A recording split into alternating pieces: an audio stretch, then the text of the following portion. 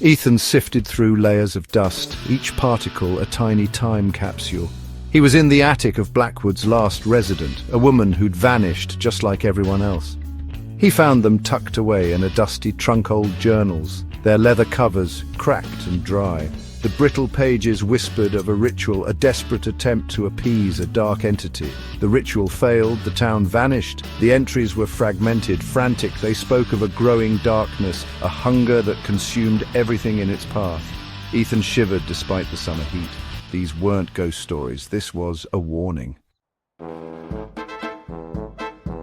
The Blackwood Church loomed over the town square, a skeletal silhouette against the bruised twilight sky. The once grand stained glass windows were now gaping wounds, shards of coloured glass glinting menacingly on the overgrown lawn.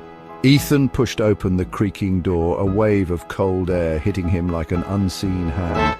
The air inside was thick with the smell of decay, silence pressing in from all sides. He walked down the main aisle, his footsteps echoing in the cavernous space. The pews were overturned, hymnal pages scattered like fallen leaves. At the altar he found more strange symbols etched into the stone, identical to those described in the journals. Whatever happened here, it started and ended with this unholy ceremony. Behind the altar, hidden by a tattered tapestry, Ethan discovered a trapdoor. A cold, musty draught snaked up from the opening, raising goosebumps on his arms. Heaving open the heavy door, he peered into the darkness. A rickety wooden ladder led down into an earthen pit. He descended, each step taking him further from the world he knew.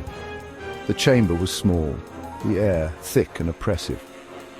Crude symbols were etched into the earthen walls, illuminated by the beam of his flashlight. In the center of the room lay a small stone altar stained a dark, rusty brown. Blood.